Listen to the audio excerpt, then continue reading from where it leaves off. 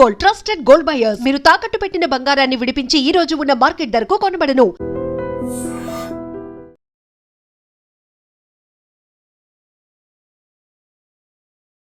Hi నమస్తే, welcome to iDream media. నేను మీ రొద్దం శ్రీనివాస్. ఇప్పుడు అమెరికాలో వీసాలు దానికి సంబంధించిన అప్డేట్స్ చాలా చేంజెస్ వస్తున్నాయి. ఎప్పుడు ఎలాంటి చేంజ్ వస్తున్నాయి అనేది ఈ వారం ఒకటి ఉంటుంది, ముందు వారం ఒకటి ఉంటుంది, తర్వాత ఒకటి ఉంటుంది. అది ఆ ఇరాన్ అమెరికా యుద్ధంలాగా ఉంటుంది. ముగిసిందనొచ్చు, అదేదో చెప్తానులే, మళ్ళీ స్టార్ట్ అయింది అన్నట్లు అక్కడ ఎప్పుడు ఎలాంటి నిబంధనలు వస్తున్నాయో చాలా గందరగోళం ఉంది. దీనికి తోడు కొంత సోషల్ మీడియాలో కొన్ని ఫేక్ న్యూస్ కూడా వైరల్ అవుతున్నాయి. ఈ పరిస్థితుల్లో అసలు యుఎస్ వీసా నిబంధనలో తాజాగా వచ్చిన మార్పులు ఏంటి, వాటి పర్యవసానాలు ఎలా ఉండబోతున్నాయి అనే అంశం మీద మనం మన జియో పొలిటికల్ ఎక్స్పర్ట్ సురభి గారితో మాట్లాడదాం. నమస్తే సురభి గారు. నమస్కారం శ్రీనివాస్ గారు. Yes sir. సురభి గారు, ఈ మధ్య లేటెస్ట్గా కొన్ని వీసాలకు సంబంధించి అమెరికా కొన్ని చేంజెస్ చేసింది. ముఖ్యంగా ఈ శాశ్వత బాండ్ రూల్ అని, F1కి సంబంధించి, తర్వాత ఇట్లాంటి కొన్ని రూల్స్ చేంజెస్ వచ్చాయి కదా. అసలు ఈ దేనికి సంబంధించి చేంజెస్ వచ్చాయి? First of all B1 B2 వీసాస్లో ఫస్ట్లీ శ్రీనివాస్ గారు, to begin with B1 B2 వీసాస్లో they are asking for a $20,000 security bond. $20,000 security bond, which is refundable once a citizen leaves the country. Yes. It is not a bank balance. Yes. It is a security bond that you're supposed to pay. The good thing is India is not on that list. 50 countries lo. India is not on that list. Zambia, Zimbabwe, Angola, Nigeria, ilanti countries unnai, but India is not on that list. So we need not really worry about that. Okay. Kani it is shown before the Trump administration, and it is shown now also that border security increase aitadi. Yes. B1 B2 వాళ్ళకి ముందున్నంత freedom లేదు. అన్ని documents చూపిమంటారు, return tickets is mandatory. ముందు ఏం చేసేవాళ్ళంటే consultancies fake return ticket పంపించేవాళ్ళు. ఈ మధ్య ఆ రిటర్న్ టికెట్స్ ని వెరిఫై చేస్తున్నారు బార్డర్ పెట్రోల్ ఏజెంట్స్. ముందు వచ్చేసి 30 days ఉన్నింది limited period. Now they have changed it to 60 days. So that is also another change that's come. F1 visas lo there are about 4 lakh slots that they have released, which is a good thing.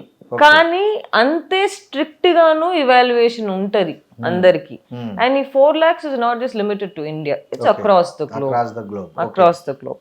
So ఇప్పుడు F1 students predominantly వెళ్ళే వాళ్ళు fake documents పెట్టుకునే వెళ్తారు. అది ఇప్పుడు possibility కాదు. While the US has opened so many slots for F1 students, they've also made it very clear that it has to only be genuine students. Fake documents పెట్టుకోలేము. So ఇలాంటివి కొన్ని changes వచ్చాయి.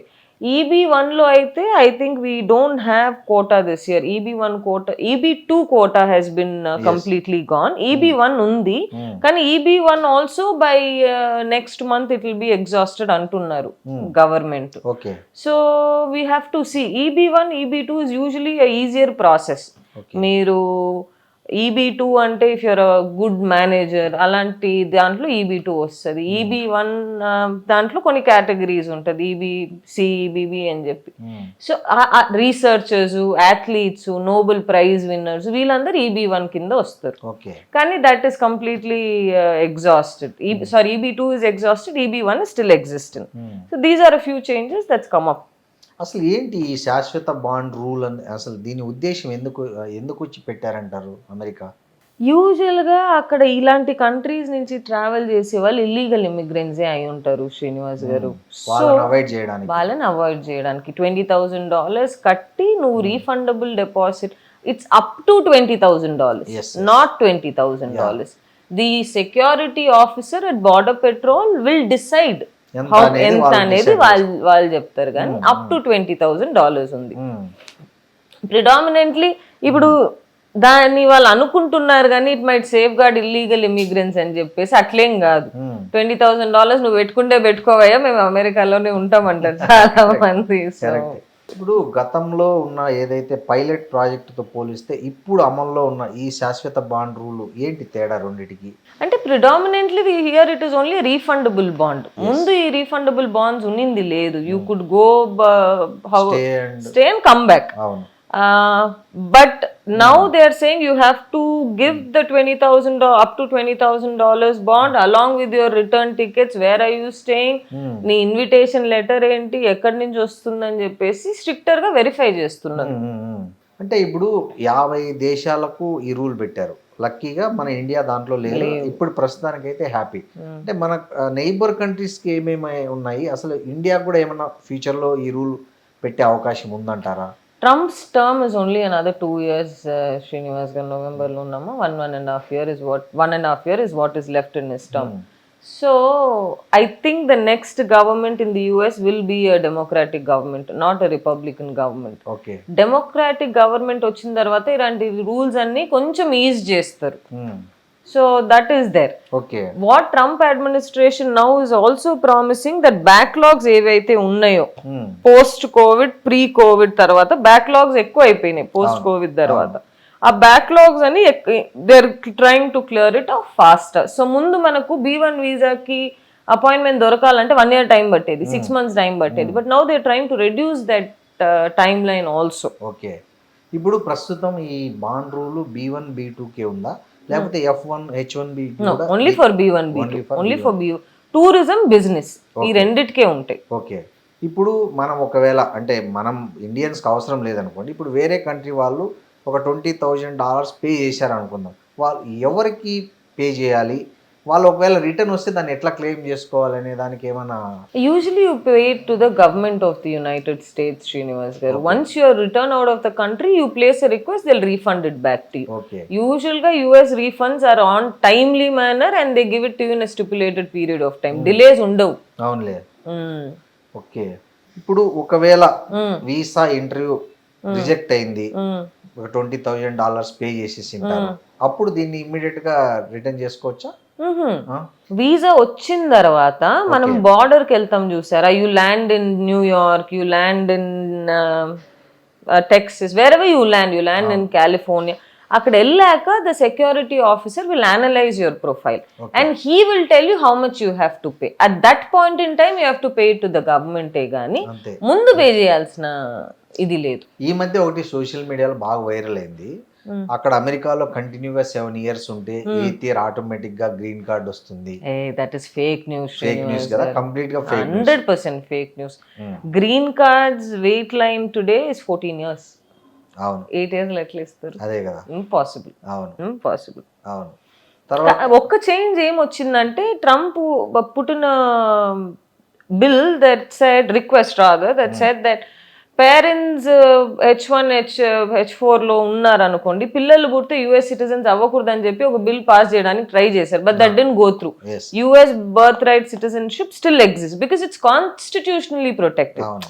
వాళ్ళ కాన్స్టిట్యూషన్ అది చెప్తుంది కాబట్టి ఈ లా తీసుకురావాలంటే ఈ has to change the constitution, which is not possible. So that is not up held, but the rest is the same.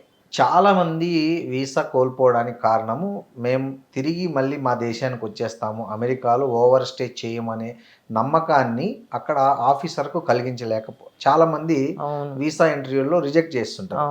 So visa ఇంటర్వ్యూలో రిజెక్ట్ చేయకూడదు, వాళ్ళకు మేము ఖచ్చితంగా రిటర్న్ వస్తామనే నమ్మకాన్ని కలిగించడానికి ఏమైనా టిప్స్ చెప్తారా మీరు? Firstly you have to be confident when you speak, Srinivas garu. చేతులు వణుకుతాయి పిల్లలకి పాపం. అది ఒకటి నోటీస్ చేశాను నేను ఆ వీసా లైన్స్ లో. పిల్లలకే కానీ H1 వాళ్ళకే కానీ H4 వాళ్ళకే కానీ కొంచెం కాన్ఫిడెంట్ గా మాట్లాడాల్సి వస్తుంది. రెండోది ఏంటి, you have to show strong ties back to your country. అంటే ఏంది, నాకు పెళ్ళి అయిందనో, I have a wife back in India, so I will have to come back. I have so many properties back in India, so I will have to come back. I hold a job back. Job అనేది plays a very important role. నాకు job ఉంది ఇండియాలో అని మీరు prove చేసుకోగలిగితే that plays a very big role in the visa officer approving your visa. కొందరు ఏం చేస్తారంటే వీసా ఈ రోజు రిజెక్ట్ అయింది అనుకోండి, నెక్స్ట్ డే మళ్ళీ అప్లై చేస్తారు ఓ 10 days తర్వాత, that will get rejected. There is no way that will go through. నువ్వు మంత్లీ 3 times చేసుకో, they will not approve your visa at all. 1 year అయినా వెయిట్ పీరియడ్ టైం ఉండాలి ఒక రిజెక్షన్ కి మళ్ళీ అప్లై చేయడానికి. మూడోది ఏంది, ఇన్విటేషన్ లెటర్ అని ఒకటి ఉంటది. ఏంది అక్కడ నుంచి మిమ్మల్ని ఎవరు ఇన్వైట్ చేస్తున్నారు ఆ ఇన్విటేషన్ లెటర్ కొంచెం స్ట్రాంగ్ చూపించాలి. H1 వాళ్ళది చూపించారు అనుకోండి, it will become not so valid. అదే ఓ సిటిజన్ నుంచో, గ్రీన్ కార్డ్ హోల్డర్ నుంచో, కంపెనీ నుంచో ఇన్విటేషన్ వచ్చింది అనుకోండి మీకు, it becomes easier for the visa officer to ఇది. అది కాకుండా they will also see your travel history in the past. ఎక్కడెక్కడ వెళ్ళారు, ఎక్కడైనా ఓవర్ స్టే చేశారా, ఓవర్ స్టే చేయలేదా, how is the travel history, internationally cases ఏమైనా ఉన్నాయా, ఇవన్నీ చూస్తారు.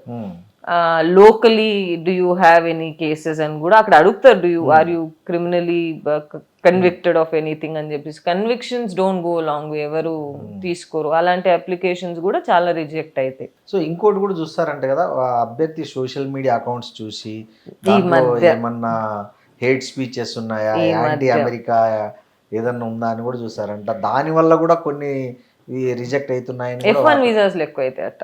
అవునా? F1 వీసాస్లో, H1 వీసాస్లో ఎక్కువ అవుతాయి.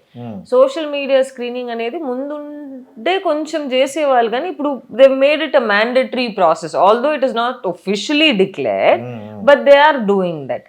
ఈ మధ్య ఏమైతుందంటే శ్రీనివాస్ గారు, there are only two things that come out from the US is genuine. One is from the State Department and other is from the US government. ఇవి రెండు కాక ఎన్నెన్నో కన్సల్టెన్సీస్ పుట్టుకొచ్చినాయి, right? So they spread a lot of fake news. What the citizens of this country has to realize is, one, they have to either get it from DHS, Department of Homeland Security, or they have to get it from the State Department. ఈ రెండు announcements is what matter to us. ఇవి కాకుండా ఎక్కడి నుంచి వచ్చినా is a fake news.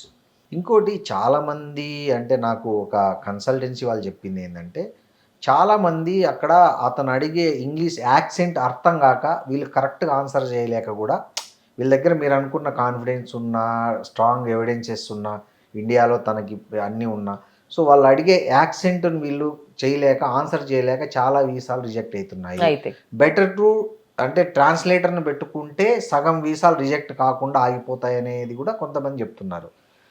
Translators ని పెట్టుకుంటే it's an ఇబ్బంది శ్రీనివాస్ గారు. వీసాస్ రిజెక్ట్ అయితే ట్రాన్స్లేటర్స్ పెట్టుకుంటే, especially if you're applying for H1 or F1 visa, dependent గా మీరు B1 అక్కడ మీరు పెట్టుకోవచ్చు. అది కూడా మీకు టూరిజం పర్పస్ కి వెళ్తున్నా, మా కూతురికి పాప పుట్టింది, అబ్బాయి పుట్టి, అలాంటి దాంట్లో మనము ట్రాన్స్లేటర్స్ పెట్టుకోవచ్చే గానీ, if we keep translators in an H1 or an F1 visa, it's direct reject. అంతే.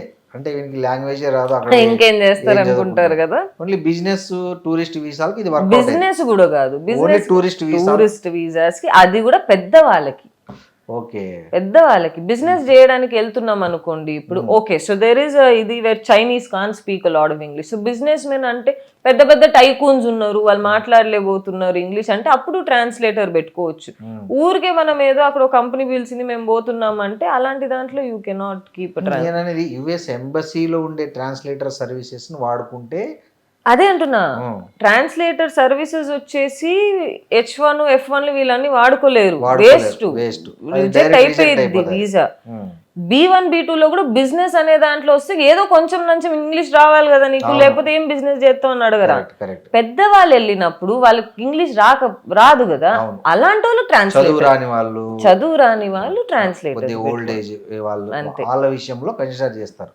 Otherwise it is a waste of energy. Okay, అక్కడ నువ్వు ఇంటర్వ్యూకి వెళ్ళిన వెంటనే దే ఇంటిమిడేటివ్ శ్రీనివాస్ గారు, మొహం ఇట్ట పెట్టుకొని చాలా సీరియస్ గా ఉంటారు. అవన్నీ పట్టించుకోకూడదు మనం. వాళ్ళ మొహమే అట్ట అని చెప్పేసి వాళ్ళు ఏది అడిగినా మనం నవ్వుకొని చెప్పాలి. సో ఎందుకు చాలా మంది పాపం వాళ్ళు ఎట్లా మొహం పెట్టుకున్నా గుడ్ మార్నింగ్ సార్ అని వీళ్ళే పాపం పిల్లలు దే బి వెరీ హంబుల్, మనం మంచిగా ఉంటే వీసా అప్రూవ్ చేస్తుందేమో, లోపల తిట్టుకుంటారు కదా.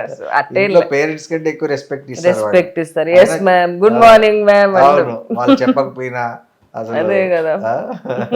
పాపం అట్లా చేసినా కూడా చాలా రిజెక్ట్ అవుతుంది. ఎందుకు ఈ మధ్య బాగా అంటే వీసాలు రిజెక్ట్ అయ్యే పర్సెంటేజ్ బాగా పెరిగినాయి ఎందుకంటారు అసలు? ముందు కంటే దే హ్యావ్ వెట్టింగ్ అనేది సీరియస్ అయింది Srinivas garu. US for some reason are the other has become a dream country for everybody, which is falls.